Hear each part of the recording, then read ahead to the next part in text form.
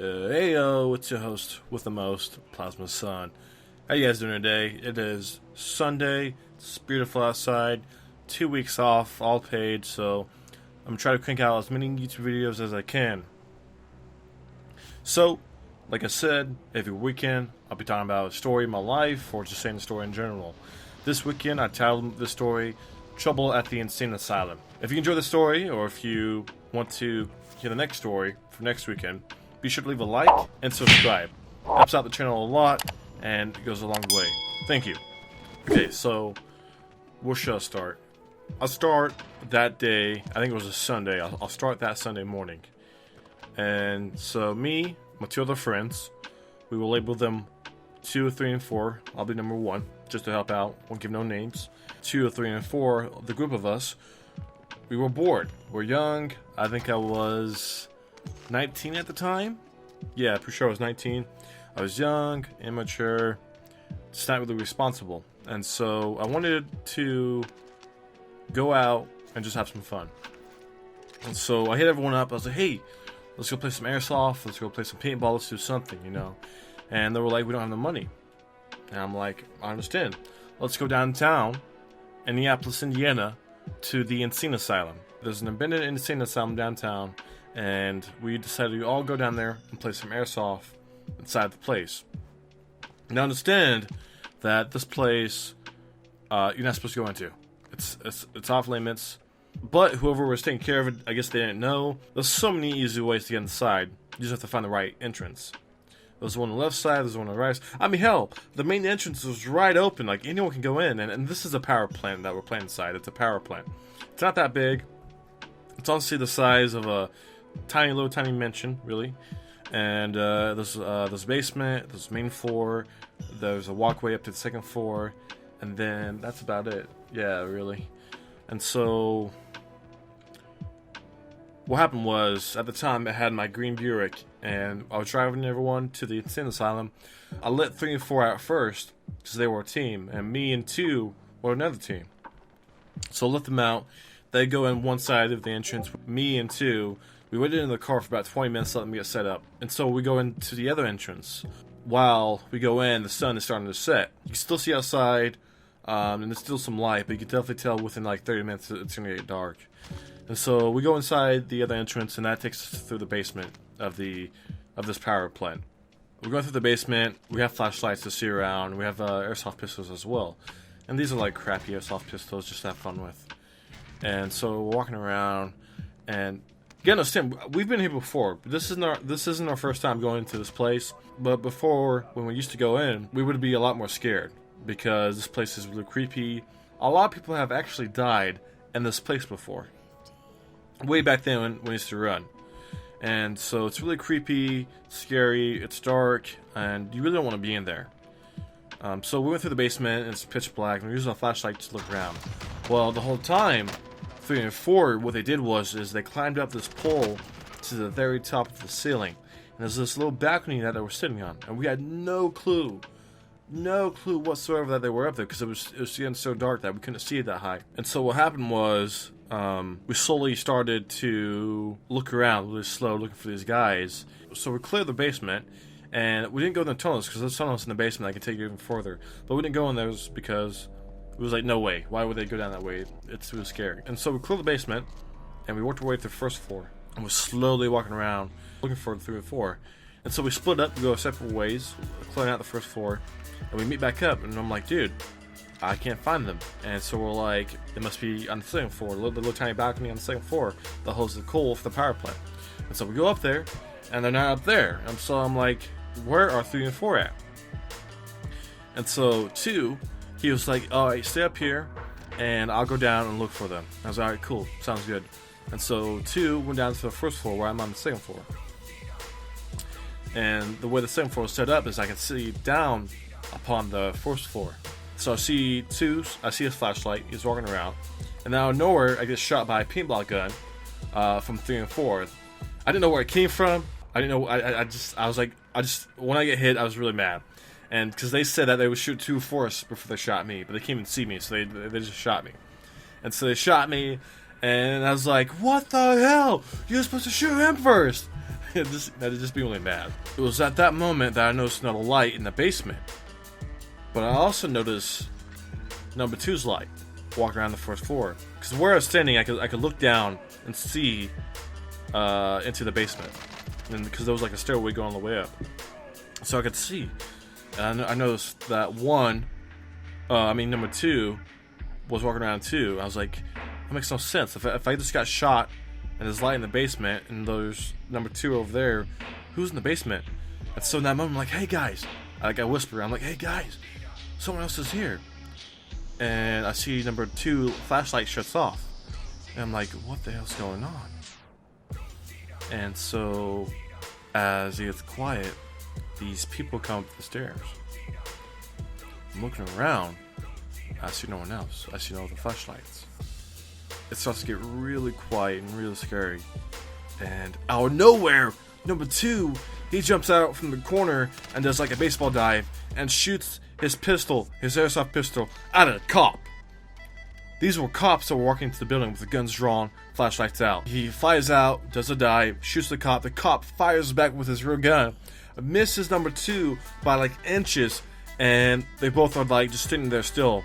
Number two is frozen on the ground, throws his airsoft pistol. And the cop's like, what are you doing? They're both freaking out a lot. The whole scene was very intense and scary. I froze. I was frozen for like a good minute. And I'm on the second floor, and so like they don't even see me, they don't know I'm there.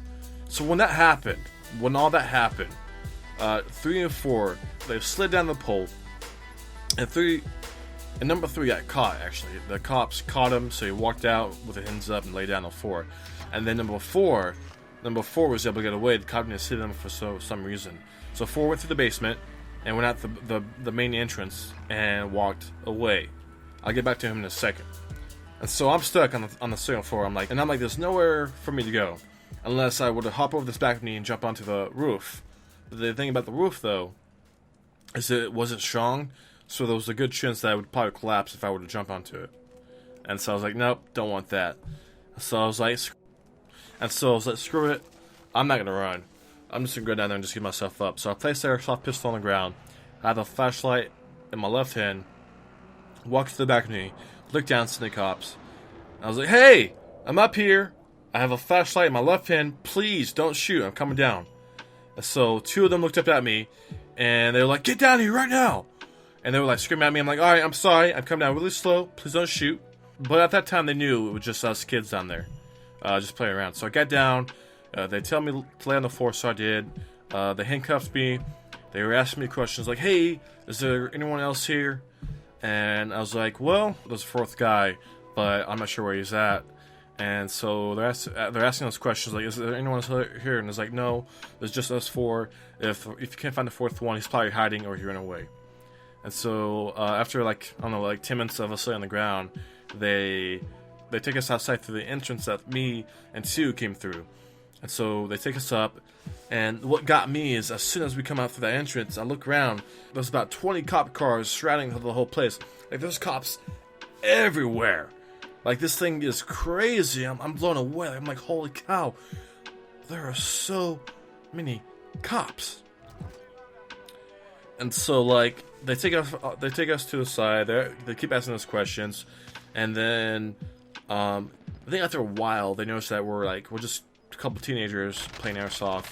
And that we're actually really just laid back. We're willing to answer any questions that they have. They were actually really nice with us. They put us in different cop cars. They put me, I don't remember the guy, I think the officer's name was John. I don't remember his last name. And so they put me in this cop car, and I'm sitting in the back.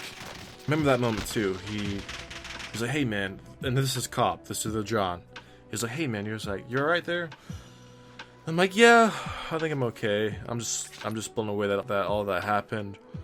I'm glad my friend number 2, I'm glad he didn't get shot. I don't know what's going to happen, and I told him, I was like, I'm scared. I hope I don't get in trouble for this.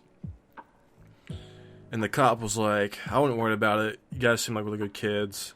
And he was like, they'll probably take you downtown. You might get charges pressed upon you. He's like, maybe or maybe not. We don't know yet. We'll find out. And I'm like, all right, cool. And then the cop was like, hey, he's like, are you comfortable in those cuffs? I'm like, not really, they're kind of tight. Could you give me another pair? And he did. So he double cuffed me to give me more space on my shoulders because they were really tight. I have really like broad shoulders. I'm a big guy. And so he gave me, like, he double cuffed me, which was really nice, and put me back in the car. And I was like, hey man, thank you. So we sat there a little bit. They actually brought in a helicopter. They brought in a SWAT team to find the fourth guy, number 4. And the chief of the SWAT team was asking me questions about him. And I was like, his name is blah, blah, blah. He looks like this. He thought, last time we seen him, he was wearing this. And I was like, I don't know where he went then. He's gone somewhere. And so they keep asking us questions. They found out that the guy's not there no more. And they take us downtown. We get downtown. They put us in different like locations. They take us to these rooms where we are handcuffed to like this sink. And we sit down and share. After like, I don't know, I would say like 20 minutes, this guy walked in. Wasn't sure if he was a lawyer or an attorney or whatever, but he recorded each of our cases and what was going on. By that time, they found the last person. Number 4 actually went back to his work. He went back to where his work. I'm not sure how he got there, but somehow he went like from like downtown all the way to the west side. And I'm not sure how he did it, but he did. I think he got a ride from a friend, is what I heard. But yeah, so they got him, brought him downtown, and we were there for a couple of hours. They asked us questions and all that. They ended up letting us go, and they released us from downtown. It was like 2 o'clock in the morning. We're downtown, no ride, it's dark. Well, you have the downtown lights light up, but it was just the 4 of us. So what did we do? We started walking back to the scene of location where my car was parked. And so we started walking back. Number 3 called his friend to pick us up in his truck. So we met up with his friend. He picked us up in his truck and brought me back to our car. And yeah, that was the night that we got in trouble downtown in the insane asylum with the police. It's crazy. I think it happened 4 or 5 years ago. But I can tell a story now because the case is closed. They can't press charges now because it's been a certain amount of time and the case is closed, so we're safe. But that story, that experience, it kind of changed my life from the perspective because I realized that this might go on my record and it might hurt my future career, and so I was worried. And so stuff like that from that point on, I really just avoided. They were still my friends and we still hanged out a lot actually. I'm still friends with them now. It's just from that point on, I just avoid that stuff. I was a lifeguard at the time, and when I went to work the next day, they wasn't too happy about me. They almost fired me. So that was what I was talking about on how it can hurt my career. And I didn't want that. So yeah, man, that was my story. Long time ago. I still think about it from time to time. It's crazy. Number 2 could have got shot. We could have went to jail. And our lives could be totally different from right now. So I'm very thankful that I'm alive. I'm here where I'm at. And I'm not a criminal. So I learned a huge lesson from this. And yeah, just be smart, don't be dumb, and make good choices. Thank you guys so much for listening to the story. I was very nervous about sharing it because it was a bad part of my life, and that's not really who I am now. So I hope you guys enjoyed, and if you did, like I said, please leave a like, subscribe, and leave a comment down below on what you thought about the story. Did it blow your way too? I know, someone like me doing that something stupid. It's like, really? I never expect that. I know, right? But anyways, guys, thanks for watching. Thank you for listening. Take care, and I'll see you next week for another story. See ya. Another story. See ya.